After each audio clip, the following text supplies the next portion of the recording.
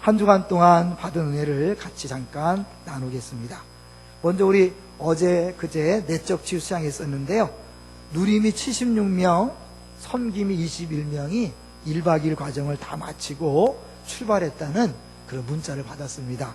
거의 100명에 가까운 우리 교회 성도들이, 그 전체는 한 320명 되거든요. 그 중에 함께 공동체 안에서 큰 은혜를 받고 오셨습니다.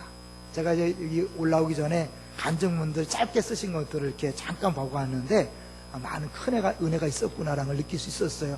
왜냐하면 이게 우리 특세 기간 중이기 때문에 더 큰 은혜가 있었던 것 같아요. 더 감사한 것은 이렇게 섬김이 21명은 사실은 전적으로 1박 2일 동안 다른 사람을 섬기기 위해서 시간을 낸 겁니다. 그분들 때문에 이런 일이 이루어지거든요. 제가 이제 사역팀 기도해 주러 갔는데 두 사람이 이렇게 퍼져 있더라고요. 얼마나 피곤하면 목사가 들어오는지도 모르고 있더라고요. 제가 그걸 보고 너무 마음이 짠했어요.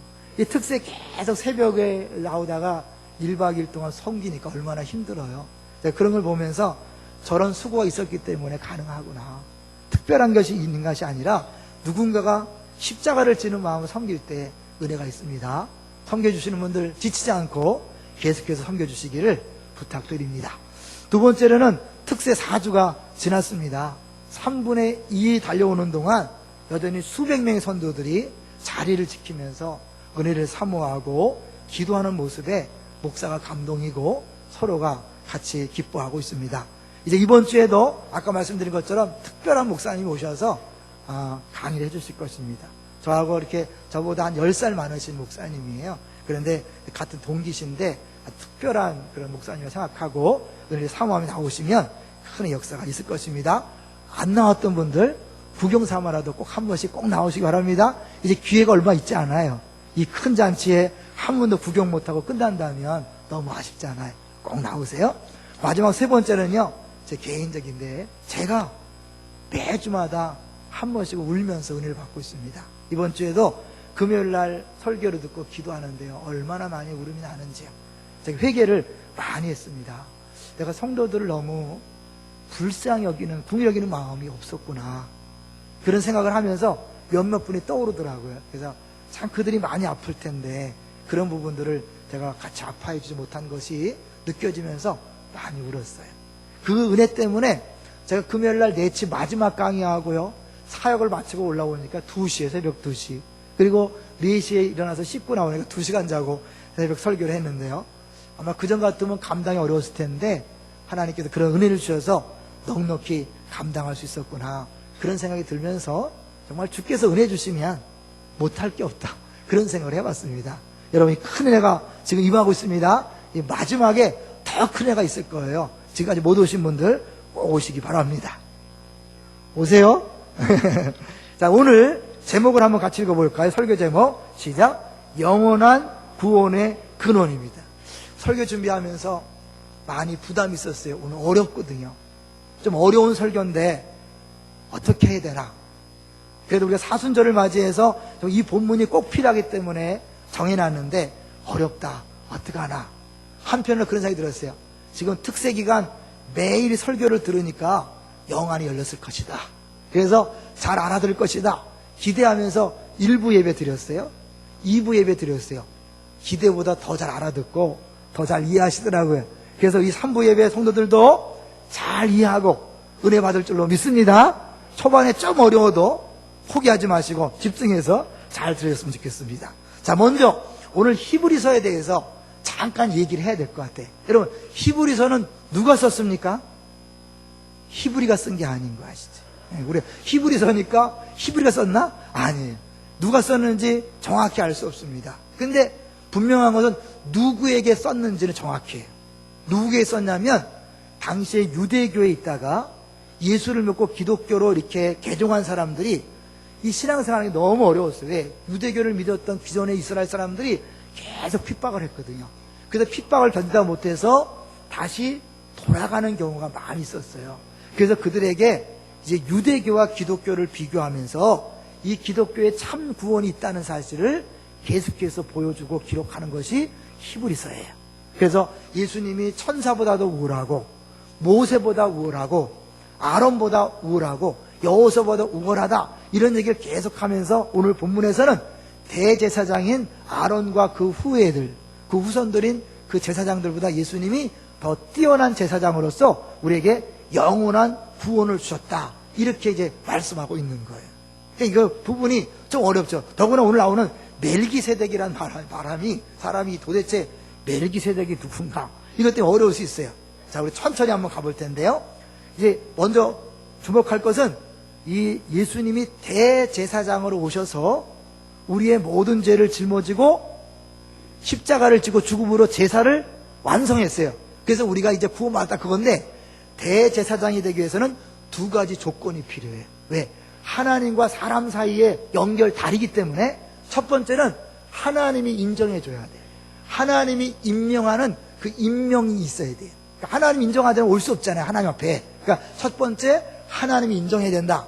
두 번째는 사람의 모든 문제를 갖고 가야 되기 때문에 사람들을 잘 알고 사람들의 고난과 아픔과 이것들을 이해할 수 있어야 돼요. 그래서 사람 깊숙이 들어와 있어야 돼요. 두 가지 조건. 첫 번째 뭐라고요?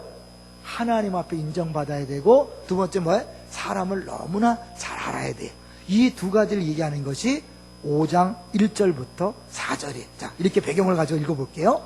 히브리서 5장 1절부터 읽어봅니다. 시작. 대제사장마다 사람 가운데서 택한 자이므로 하나님께 속한 일에 사람을 위하여 예물과 속죄하는 제사를 드리게 하나니. 여기 보니까 사람 가운데서 택한 자이므로, 사람이 아니면서는 대제사장이 될 수가 없어요. 왜? 사람 대신 주 앞에 나가는 거니까.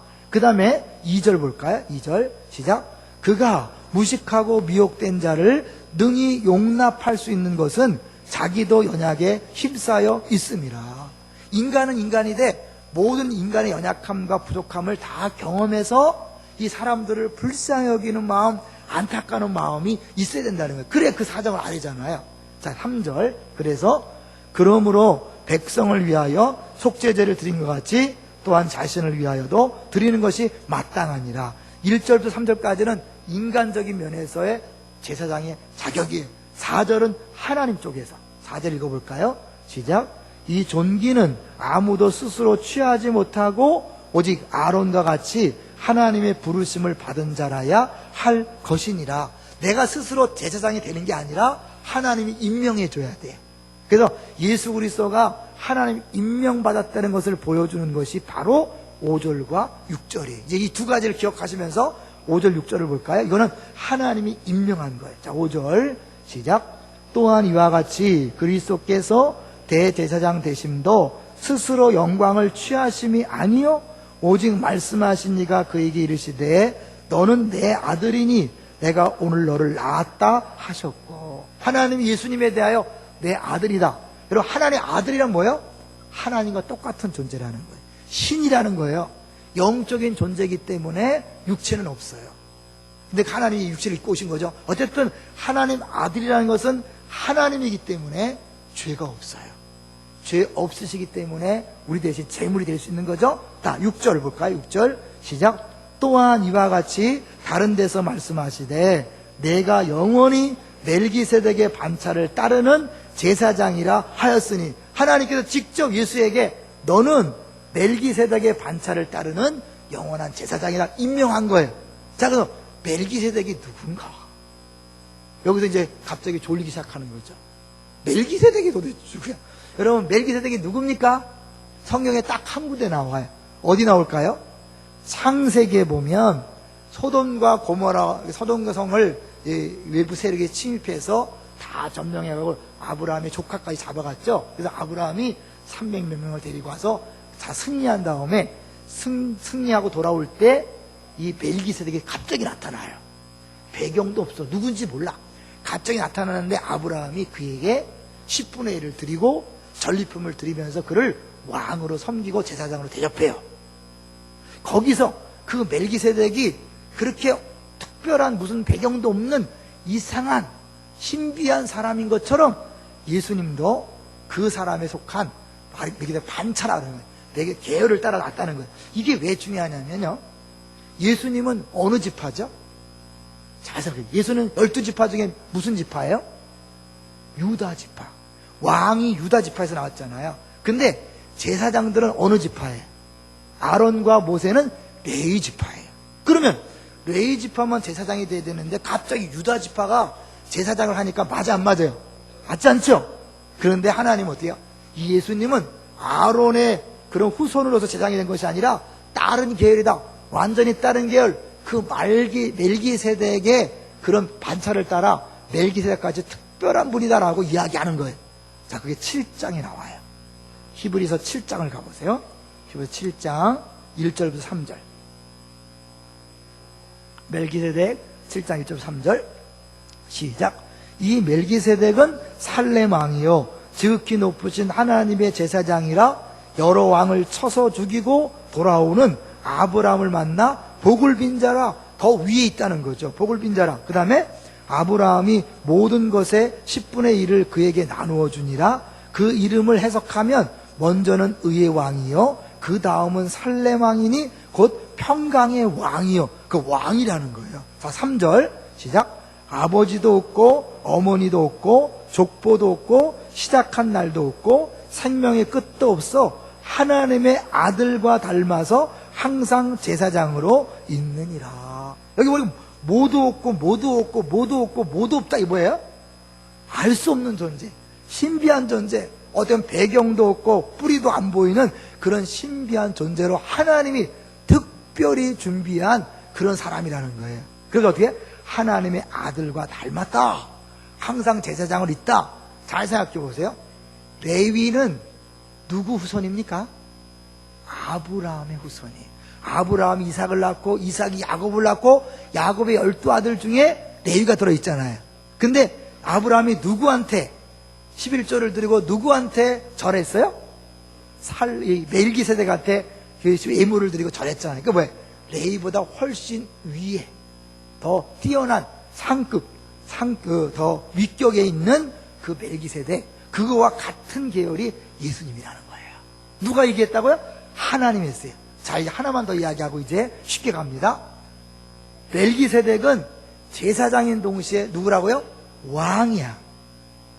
레위인들은 왕이 될 수 없었어요. 예수님 뭐예요? 왕이면서 제사장이에요. 그러니까 왕이면서 제사장인 사람은 이 세상에 딱 두 사람밖에 없었어. 근데 베드로서에 보면 우리 성도들을 뭐라 그랬죠? 왕 같은 제사장. 그리고 우리 뭐야? 우리는 멜기세덱의 반차, 예수님의 반차를 따라 세워진 제사장들. 이건 나중에 결론부로 얘기할 거예요. 자, 먼저 이 멜기세덱의 반차라고 말하는 이유를 알겠죠? 예수님이 우리의 모든 죄를 속죄해서 우리를 구원하시기 위해서는 먼저 하나님이 인정하시는 대제사장이 돼야 돼. 그것이 멜기세덱 반차란 것으로 인정이 된 거예요. 자, 두 번째는 이 하나님 쪽에서 임명했으면 인간 쪽에서 인간의 사정을 다 알아야 돼. 그것이 오늘 본문 히브리서 5장 7절이에요. 이제부터는 어렵지 않으니까요. 5장 7절 같이 보겠습니다. 시작. 그는 육체에 계실 때에 자기를 죽음에서 능히 구원하실 이에게 심한 통곡과 눈물로 간구와 소원을 올렸고 그의 경건하심으로 말미암아 들으심을 얻었느니라. 그가 어디 계실 때요? 육체에 계실 때. 하나님의 아들이기 때문에 신이라서 육체가 없어요. 근데 육체가 없으면 우리 대신 죽을 수 없으니까 우리를 위해서 죽으시기 위하여 사람 몸을 입고 이 땅에 오신 거예요. 그리고 그분이 이 땅에 오셔서 뭐냐면 심한 통곡과 눈물로 간구와 손을 올렸다. 완전한 인간임을 보여주는 거죠. 특별한 존재지만 우리가 똑같은 인간으로 아픔을 당하고 고통을 당하고 어려움을 당했기 때문에 우리 모두를 이해할 수 있는 거예요. 우리 아픔을 다 이해하고 우리를 위하여 기도해 줄 수 있는 거예요. 자, 근데 누구한테 기도했다 그래요? 능히 죽음에서 자기를 죽음에서 능히 구원하실 이에게. 결국 뭐예요? 부활. 이 부활을 위하여 주님이 기도했음을 알 수 있죠. 그리고 거기 어때요? 들으심을 얻었다. 그러니까 예수님께서 간절히 기도한 내용은 사실은 뭐야? 이 인류의 모든 죄를 짊어지고 이제 죽으셔야 되는데 그 십자가를 진 다음에 그 자체가 너무 힘들고 어려워서 할 수만 있거든 이 잔을 옮기시옵소서 했지만 더 큰 기도 제목은 뭐예요? 이걸 받으시고 나를 부활시킴으로 말미암아 이 제사를 온전하게 받아 주옵소서. 예수님이 부활하지 않았다면 그 제사는 무효가 되기 때문에 그것을 위하여 간절히 기도했다는 것을 우리가 짐작할 수 있지요. 더 중요한 건 8절이에요. 자, 8절. 예수님이 우리의 대제사장이 될 수 있는 또 하나의 중요한 이유. 8절. 시작. 그가 아들이시면서도 받으신 고난으로 순종함을 배워서 뭐예요? 그가 이 순종하면서도 고난을 겪은 거예요. 그래서 뭐가 9절에 보니까 온전하게 되셨은즉. 뭐에 온전하게 된 거예요? 온전한 제사장이 되어서 우리를 위하여 제사를 드릴 수 있는 사람, 우리를 위하여 죽을 수 있는 분이 되셨다는 거예요. 이 고난이라는 게 그게 중요한 거예요. 사람은요, 자기가 고난 받지 않아 보면 다른 사람을 이해할 수 없어요. 자, 어제 성명 모임에서 들은 내용을 약간 나누려고 그래요.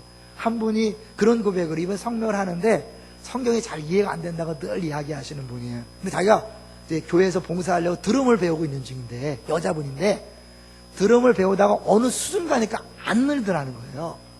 이 나이도 있고 그러니까. 그게 가르치는 사람이 너무 답답해 하더래. 그거 막 너무 힘들어하는 모습을 보면서 순간적으로 우리 목사님도 나보고 힘들어하겠다, 그 생각이 들었다는 거예요. 저는 이제 그렇지 않은데 본인이 생각한 거죠. 본인이 과외 선생님이거든요.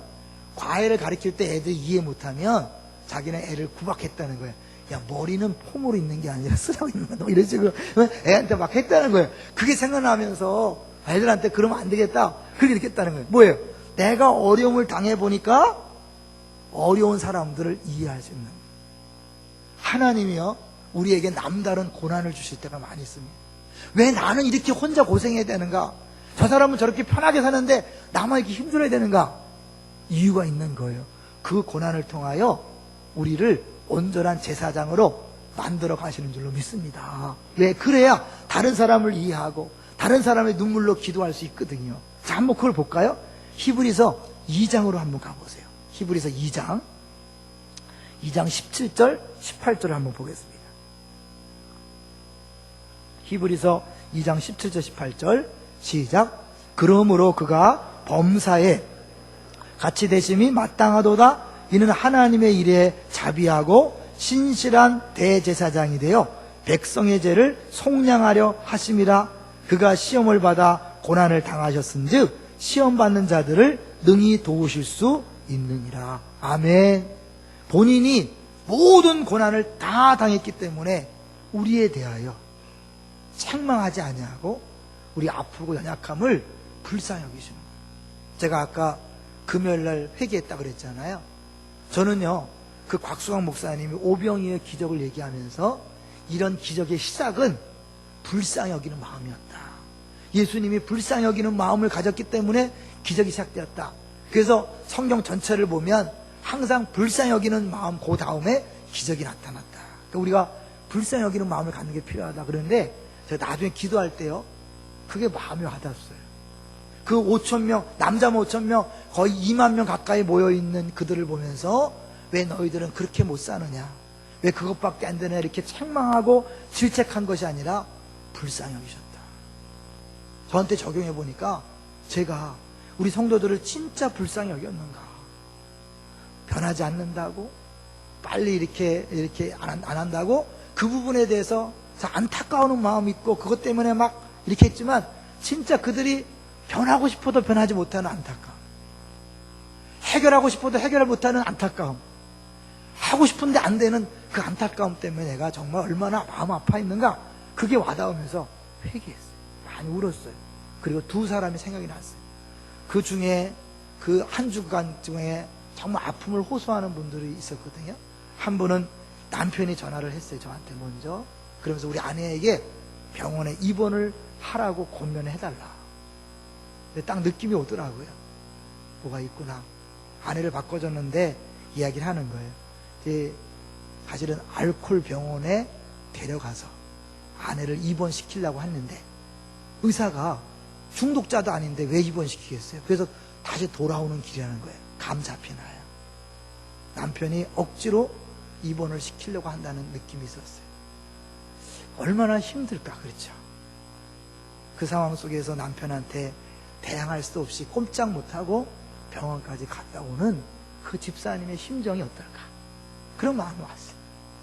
또 한 분은 새벽에 이제 기도 끝나고 가는데 붙잡고 얘기를 하는 거예요. 기도 제목이 있다고 얘기하는데 아들 얘기를 하면서 너무 마음이 아프다고 울면서 이야기하는데 내가 정말 그분의 아픔을 진짜 100% 느끼고 있는가? 갑자기 그 두 분 생각이 나면서 참 목사로서 내가 참 부족하다. 내가 성도들의 아픔을 제대로 이해하지 못하고 있구나. 그걸 깨닫게 하시면서 많이 울었어요. 예수님은요, 저와 같지 않습니다. 예수님은 우리의 모든 아픔을 다 이해하시고 다 아십니다. 믿습니까? 이론이 아니에요. 실제로 한번 볼까요? 예수님 어떤 고난을 당하셨습니까? 예수님 족보가 이상해요. 예수님 족보에 이상한 여인 4명이 등장합니다. 다 정상적인 부인이 아니에요. 그러니까 족보를 보면 부끄러운 족보예요. 우리가요, 우리 가문 때문에 부끄러워하시는 분들이 있어요. 집안 얘기를 참아 못하는 분들이 있어요. 부끄러워서. 예수님은 더 큰 수치를 당하셨기 때문에 여러분을 아십니다. 그런가 예수님 출생을 보면요, 이게 애비 없는, 죄송하지만 애비 없는 자식으로 태어난 거죠. 동정녀 마리아가 태어났다는 것은 성령 잉태했다고 하지만 세상적으로 볼 때는 뭐예요? 아비가 누군지를 모르는 거예요. 그러니까 출생에 아픔이 있어요. 그런가 하면 미울 것이 없어서 발바통에 누웠다고 해요. 가축 취급을 당한 거예요. 아무리 어려워도 그렇게 태어나는 사람은 별로 없잖아요. 예수님이 가장 낮은 모습으로, 가장 추한 모습으로 이 땅에 오신 거예요. 왜? 가난하고 힘든 사람들을 다 품에 안으려고. 그리고 태어나자마자 목숨의 위협을 느껴서 쫓겨다니는 그런 신세가 됐어요. 그리고 30년 동안 나사렛이라는 촌동네에서 사는, 정말 남들 앞에 무시당할 수밖에 없는 그런 성장 배경을 가진 거죠. 나다나엘이 그랬잖아요. 나사렛에서 무슨 선한 것이 날 수 있겠느냐, 이렇게 우습게 여김을 당하고 무시당할 만한 그런 배경을 가지고 자라나신 거예요. 그리고 3년 반 동안 12명이 집중했잖아요. 정말 열심히 집중했는데 그 중에 한 명이 예수님을 배반했습니다. 그럼 우리가 정말 잘해줬던 사람이 배반할 때 얼마나 힘듭니까? 밤잠을 못 자고 우라통이 터져서 막 견디지 못하잖아요. 3년 반 동안 키웠던 제자가 30냥에 팔아먹었어요. 그런가 하면 수제자라고 펄펄 뛰던 베드로가 3번 부인하고 계집아이 앞에서 저주하면서 부인했습니다. 예수님이 그런 인생이 겪을 수 있는 모든 고난은 다 겪으신 거예요. 그렇기 때문에 우리가 아플 때, 힘들 때 너 왜 그것밖에 못 되느냐, 이렇게 말씀하지 않고 내가 다 안다, 내가 너의 아픔을 안다 라고 말씀하는 거죠. 그뿐입니까? 십자가 앞에서 할 수만 있거든 이 잔을 내게서 옮기시옵소서. 단순히 육체 못 박히고 머리 가시관 쓰이는 거, 그것이 아니에요. 진짜 예수님이 고통스러워했던 것은 뭐냐면 엘리 엘리 라마 사박다니, 영원 전부터 영원 후까지 절대로 끊어질 수 없는 사랑의 관계인 하나님과 예수님이 그 죄를 다 짊어짐으로 끊어지는 거예요. 하나님이 하나님됨을 망가뜨린 거예요. 남들이 보면 손가락질하는 거죠. 사랑이라며. 사랑인데 어떻게 분리가 되나? 아버지와 아들이 어떻게 그렇게 서로 버리나? 이렇게 하나님이 망신당하고 하나님됨을 깨트리면서 자기의 망가짐을 통하여 우리들을 구원하시기 때문에 예수님이 그걸 하시는 거예요. 가장 무서운 고통은 그 사랑하는 아버지와 관계가 끊어지는 아픔이었어요. 인간이 겪을 수 있는 그 고난 이상으로 겪었기 때문에 그분은 우리 아픔을 다 이해하시는 줄로 믿습니다. 다시 한번 볼까요? 5장 2절 보세요. 히브리서 5장 2절 보세요.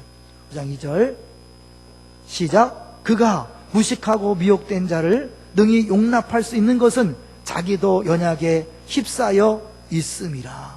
주님께서 온전한 제사장으로 만들기 위해서 하나님 예수님을 순종케 하시고 순종을 통하여 고난받음으로 완전한 제사장으로 우리의 영원한 구원의 근원이 되신 거예요. 다 9절을 보시오.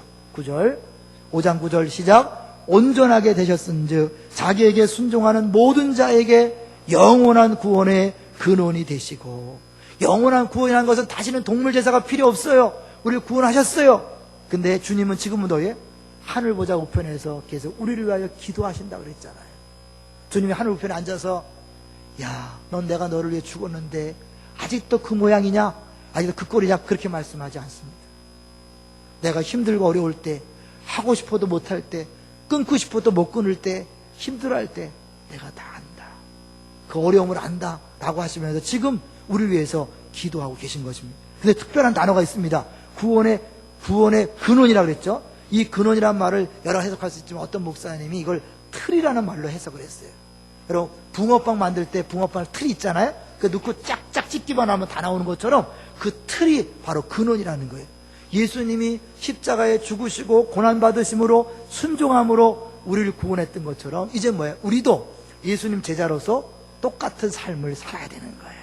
믿습니까? 똑같은 삶을 삶으로 아까 얘기했죠. 왕 같은 제사장으로서 이제는 다른 사람을 살리고 다른 사람을 중보하고 다른 사람을 구원하는 그런 자리에 가야 되는 거예요. 칼빈 선생이 이런 얘기를 했어요. 그리스도께서는 자신이 직접 순종하셨던 신뢰와 본보기를 보여주심으로써 우리에게 유익을 주시고자 하셨다.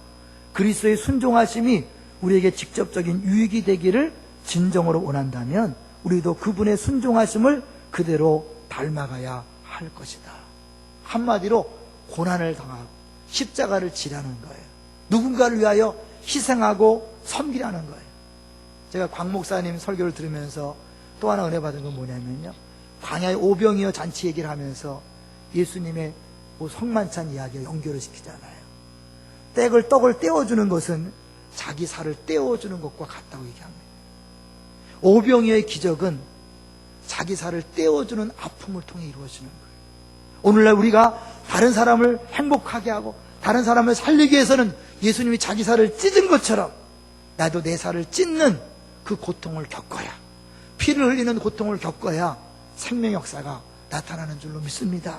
그것이 우리를 왕 같은 제사장으로 삼으시고 내가 너희를 보내노니 너희도 아버지가 나를 보낸 것처럼 너도 세상에 가서 똑같이 행하라고 말씀하고 있는 거예요. 자, 그러면 구체적으로 이게 뭘까? 몇 가지 예를 들어보고 정리해 보려고 합니다. 개인적으로는요, 제가 우리 같이 모임하는데 한 분이 그런 얘기를 하는 거예요. 언제부턴가 옛날에 다니던 교회에서 그 다른 한 분과 거의 같은 직분을 맡은 사람이 굉장히 서로 껄끄러운 관계에 있었다는 거예요. 지금 생각해보면 알게 모르게 같은 직분을 가졌기 때문에 시기와 질투 때문에 상당히 힘들었다는 거예요. 근데 이분이 계속해서 설교를 듣는 중에 땅에서 매면 하늘에서 매일 거예요, 땅에서 풀면 하늘에서 풀리라는 말씀을 듣고 가서 풀어야 되겠다. 계속 기도 중에 하다가 우리 양육 1단계 3강이 하나님 음성 듣기예요. 그 음성을 듣으면서 가라는 말씀을 듣고 용기 있게 찾아갔다는 거예요. 그리고 어려운지 아시죠? 갔을 때 상대방이 어떻게 반응할지 모르잖아요. 가서 이야기했대요. 자기 잘못이 꼭 아니지만 내가 이렇게 해서 미안하다고, 잘못했다고 그런 얘기를 했다는 거예요. 그랬더니 상대방이 너무 당황하고 너무 힘들어하면서 이야기를, 사실은 자기도 미워할 이유가 없었는데 그렇게 미웠다는 거예요. 그래서 알고 봤더니 이분은 막 굉장히 열심히 뭐든지 하는 분인데 자기는 하고 싶어도 할 수 없는 그런 스타일이고 성격이니까 막 앞서가는 사람이 상대적으로 비교되면서 싫었다는 거예요. 그래서 그냥 미웠다는 거예요. 그 얘기를 하면서 둘이 풀었다는 거죠. 이분도 살고 그분도 산 거죠. 이게 바로 순종이에요. 하나님께서 우리를 살리기 위해서 우리에게 말씀하십니다. 그건 진짜 어려운 일이에요. 예수님 십자가 앞에서 할 수만 있거든 이 잔을 내게서 옮기시옵소서라고 기도했던 것처럼 이 순종하는 게 어려운 거예요. 근데 그 순종할 때 내가 사는 거예요. 그리고 상대방도 사는 거예요. 그 얘기 했더니 한 집사님이 듣고 나서 나는 지금 그렇게 못하지만 우리 아들 얘기를 하고 싶다. 아들이 다른 교회 다니는데 그 아들이 그 교회 장로님이 그렇게 밉더라요. 그냥 싫더래. 그런데 그 얘기를 고백했더니 그 리더가, 말씀을 가르친 리더가 가서 풀어라, 용서를 빌어라. 그래서 가서 제가 장로님을 비호했습니다 이렇게 얘기를 했다는 거예요. 그때 장로님이 나도 왠지 당신이 좀 부담스러웠는데, 그래서 이렇게 같이 풀고 같이 식사도 하고 지금 사이가 너무 좋아졌다는 거예요. 여러분, 내가 누군가를 미워하고 관계가 끊어진 상태였으면 천국을 누리지 못합니다. 구원의 기쁨이 없습니다. 동의하시죠? 나도 죽고 상대방도 죽는 거예요. 근데 내가 하나님 말씀에 순종해서 십자가를 지는 마음으로 고난을 각오하고 왔을 때 살아나는 거예요. 이건 개인적인 거예요. 그런가 하면 교회 얘기를 한번 해볼까요? 여러분, 우리 기쁨의 동상석교회가 분리개척되기 위해서는 누군가가 많이 아팠다는 것을 아셔야 돼요. 누가 아팠을까요? 안산동상교회가 많이 아팠고 특별히 김윤정 목사님이 많이 아팠어요. 분리개척할 때 수백 명이 갔는데 그 중에 이 목사님이 보니까 저 사람도 가네?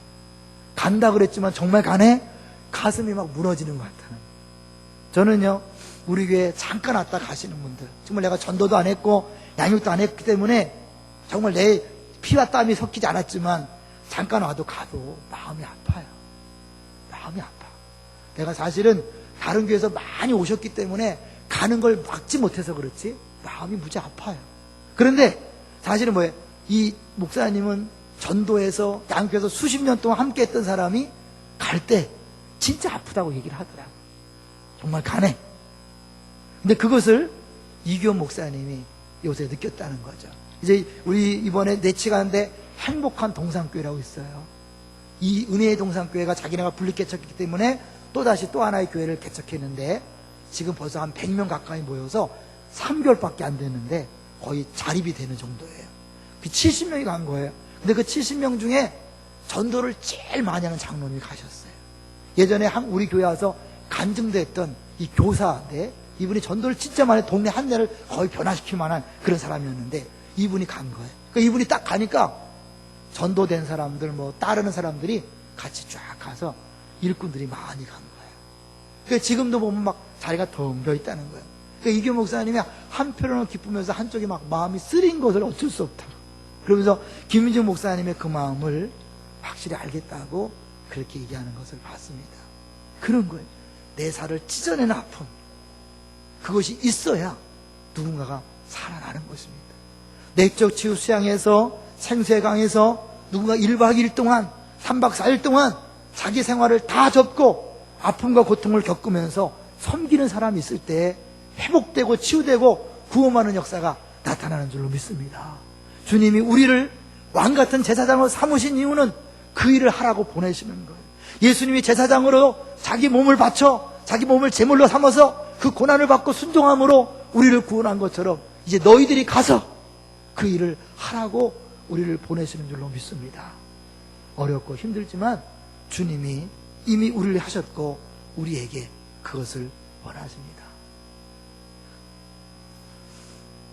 제가 아까 잠깐 얘기했던 그 회개의 눈물 중에 하나가 내가 성도들을 위해서 얼마나 희생했나, 희생을 위해서 얼마나 아팠나, 얼마나 손해봤나, 이런 생각을 주께서 주시면서 다시 새롭게 목회하기로 그렇게 결심하고 진짜 많이 울었어요. 하나님이 은혜를 주시고 저부터 바꿔놓고 계시더라고요. 저는 이번에 특세를 끝나면 진짜 점프할 것 같아요.